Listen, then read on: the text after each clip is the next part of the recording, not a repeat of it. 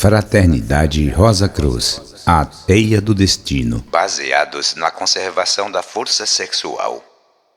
É tão impossível alcançar um sucesso verdadeiro e duradouro sem viver em harmonia com as leis da vida, como é para o criminoso viver em paz na sociedade cujas leis ele desrespeitou. E, da mesma forma que ele é castigado, encarcerado e reprimido devido a seus hábitos predatórios, a natureza também nos castiga, encarcera e restringe quando desobedecemos às suas leis. Esta restrição chama-se enfermidade e é inimiga da felicidade, pois ninguém pode ser feliz, não importa quão rico seja ou que posição ocupe no mundo, quando se encontra fisicamente enfermo.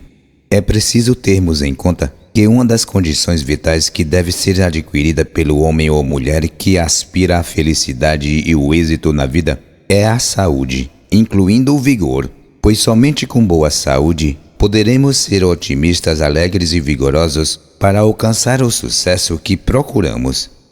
A Bíblia diz-nos que a morte e a enfermidade vieram ao mundo por termos comido a árvore do conhecimento. E ainda que, sob o ponto de vista materialista, isso possa parecer pueril, não desprezemos a história sem a estudarmos profundamente. Poderemos comprovar que se acha em perfeita harmonia com os fatos científicos mostrados atualmente. Consideremos em primeiro lugar o significado da árvore do conhecimento por meio dos seguintes princípios. Adão conheceu sua esposa, e esta deu à luz a Abel.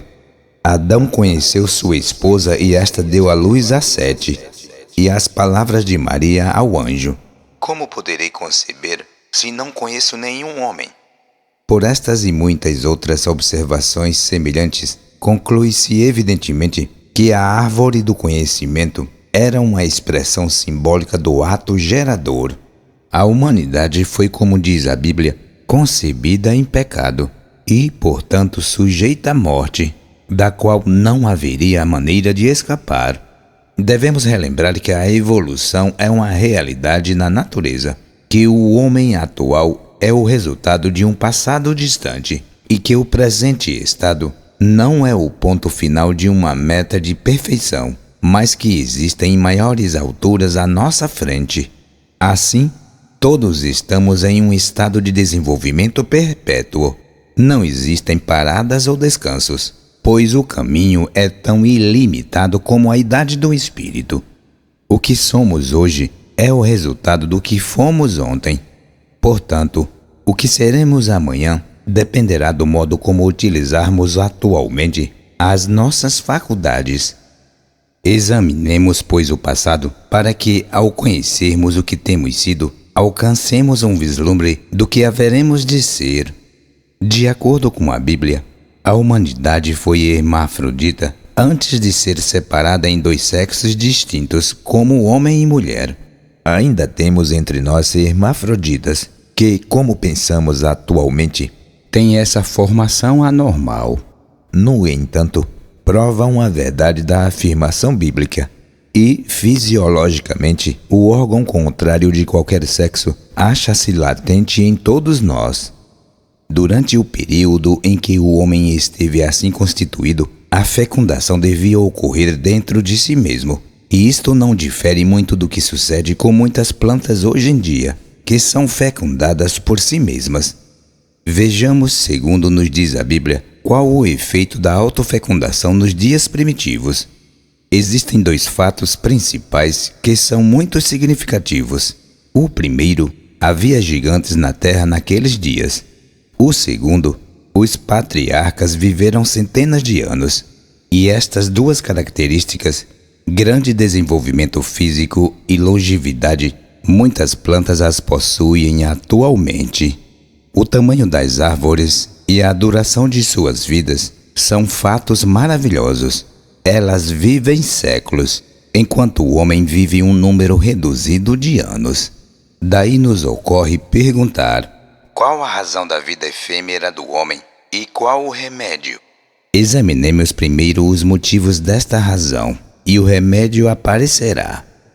os horticultores sabem que as plantas param de crescer durante um florescimento muito prolífero.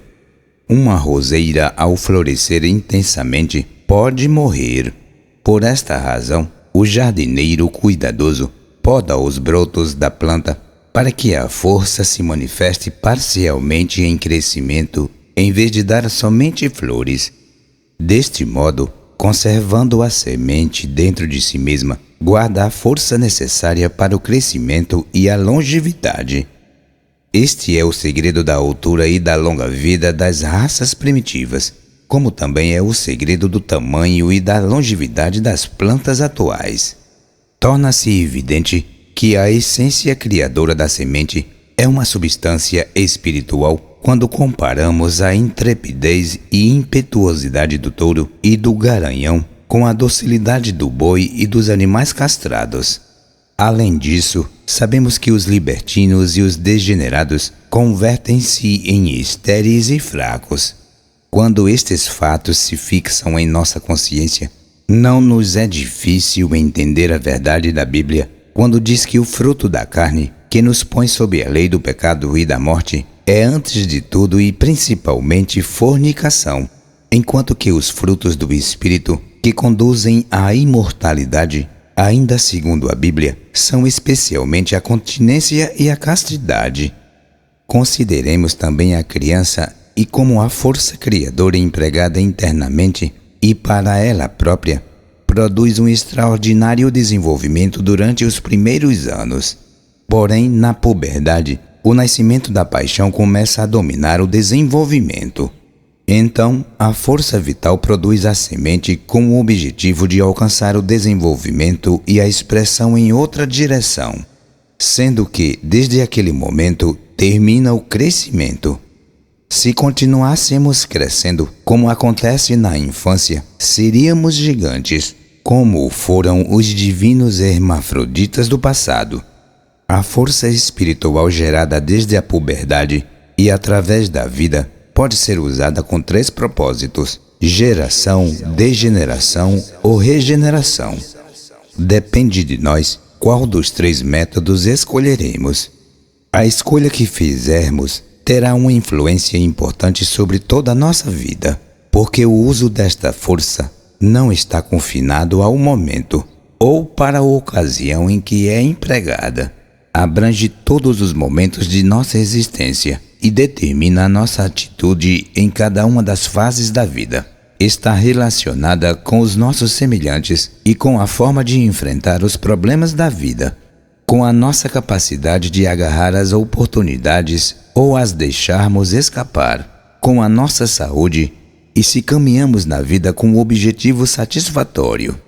Tudo isto depende da forma de usar nossa força vital. Esta força é a fonte de toda a existência, o elixir da vida. A parte da força criadora que é legitimamente sacrificada sobre o altar da paternidade e maternidade é tão pequena que pode ser completamente desprezada nestas considerações. Não há razão sob o ponto de vista espiritual ou físico para que deva ser imposto o celibato em ordem religiosa, e nem essa imposição se encontra em qualquer passagem da Bíblia.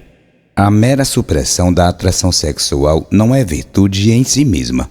Pode até ser um vício muito sério, pois não há dúvida que milhares de pessoas que foram proibidas ou impedidas de buscar a satisfação natural acabem caindo nos vícios mais inconfessáveis. Ainda que se abstenham do ato sexual, seus pensamentos serão de tal índole que os converterão em sepulcros caiados, horríveis por dentro, mesmo que externamente possam parecer puros e brancos. O próprio São Paulo, embora não na condição mencionada, disse, abre aspas, é preferível casar-se do que abraçar-se, fecha aspas. Essa expressão natural é preferível ao estado acima descrito. Embora existam poucas pessoas que defendam o abuso da função geradora, existem muitos indivíduos que, mesmo seguindo os preceitos espirituais em outros aspectos, mantém a crença de que a frequente satisfação dos desejos nos prazeres sexuais não é prejudicial. E existem outros que julgam que esse ato é tão necessário como qualquer outra função orgânica. Isto está errado por duas razões.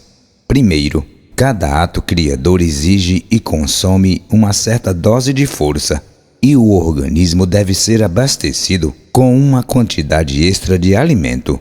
Isto fortalece e aumenta o éter químico. Segundo, como a força propagadora atua por meio do éter de vida, esse constituinte do corpo vital também aumenta a cada gratificação dos sentidos. Deste modo, os dois éteres inferiores do corpo vital se fortificam, dirigindo a força criadora para baixo para satisfazer o nosso prazer. E as ligações assim formadas e que os dois éteres superiores que formam o corpo-alma vão se tornando mais compactas e mais poderosas com o tempo. À medida que a evolução dos poderes anímicos e a faculdade de viajar em nossos veículos mais sutis dependem da separação que se efetua entre os éteres inferiores e o corpo-alma, é evidente que frustraremos o objetivo que temos em vista, retardando o desenvolvimento pela satisfação da natureza inferior. Se dirigirmos novamente nossa atenção para o reino vegetal, obteremos uma demonstração palpável e luminosa dos resultados em seguir o conselho do apóstolo quando disse: guardai a semente dentro, considerando as qualidades das diversas qualidades de frutas sem semente. As frutas sem sementes são maiores e de um sabor mais agradável do que as que possuem sementes, porque naquelas toda a seiva é empregada com o único propósito de tornar a fruta deliciosa e suculenta.